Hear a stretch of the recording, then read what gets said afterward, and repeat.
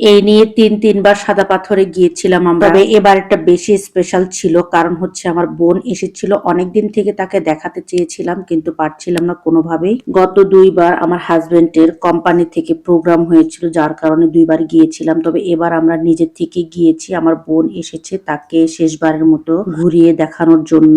আমার বোন আমার কাছে 3.5 বছর থেকেও ওকে ঘুরতে নিয়ে যেতে পারেনি। শেষবারের মতো বললাম, কারণ হয়তোবা এবার আমাদের ট্রান্সফার হয়ে যাবে, যার কারণে কখনোই আর আসা হবে না। সেই জন্য আমার বোন লাস্ট টাইম এসেছে, ওকে ঘুরতে নিয়ে গিয়েছিল। আমার বোন অনেকদিন থেকে চাচ্ছিল সাদা পাথর যাওয়ার জন্য, পরে অবশেষে ওর আশাটা পূর্ণ করে দিলাম। নদী পার হওয়ার আগে এই জায়গাগুলোতে অনেক ধরনের স্টল আপনারা পাবেন। তবে আমি এখান থেকে একটা চশমা কিনেছিলাম, তবে আমরা এখান থেকে তেমন কোনো কিছু কিনিনি, কারণ তুলনামূলকভাবে দাম অনেক বেশি। চশমা কেনার পর আমরা নদী পার হওয়ার জন্য নৌকার ব্যবস্থা করছিলাম, টিকিট কাটছিলাম। তারপর আমরা নৌকাতে উঠে তারপরে মেন স্পটে যাওয়ার জন্য নৌকাতে করে চলে গেলাম। নদী পার হওয়ার জন্য আমরা নৌকাতে ওঠার জন্য রওনা হলাম। নৌকাতে উঠে যাওয়ার পর তারপরে এই দৃশ্যটা আপনাকে অবশ্যই মুগ্ধ করবে, কারণ এই নৌকা থেকে এত সুন্দর একটা ভিউ আপনি কখনোই উপেক্ষা করতে পারবেন না। নৌকা থেকে নামার পর আপনাকে প্রায় 30 মিনিটের মতো এখানে হাঁটতে হবে, অলমোস্ট 30 মিনিটের বেশি লাগে এখানে। 30 মিনিট হাঁটার পর আপনি মেন স্পটে যেতে পারবেন।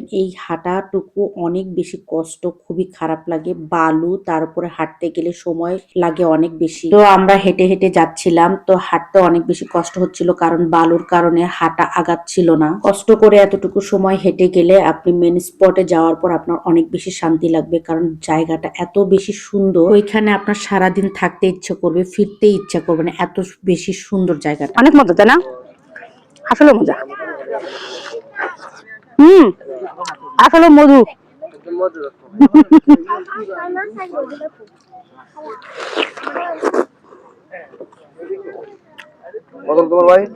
মজা লাগছে? তাহিয়ার কাছে কেমন লাগছে?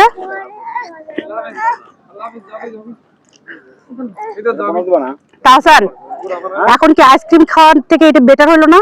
তো আমরা দাঁড়িয়ে কিছুক্ষণ তরমুজ খেয়ে আবার রওনা হলাম। প্রায় 30 মিনিট হাঁটার পর আমরা কিন্তু মেন স্পটে এসেছি। দেখেন পানিগুলো কি পরিমাণ স্বচ্ছ আর জায়গাটা কত বেশি সুন্দর। মেন স্পটে পৌঁছানোর পরই আমরা একটা সিট নিলাম, নেওয়ার পর আমরা তাড়াতাড়ি করে ফটো সেশন এবং আমরা ভিডিও করার জন্য ব্যস্ত হয়ে গেলাম। দেখেন আমার মেয়ে কিন্তু পানি পেয়ে অনেক বেশি খুশি। পানি এত পরিমাণ ঠান্ডা, যার কারণে আপনার প্রচন্ড পরিমাণে শীত লেগে যাবে। গরমকালেও প্রচন্ড পরিমাণ ঠান্ডা পানি, যার কারণে আপনার ঠান্ডা লেগে যেতে পারে।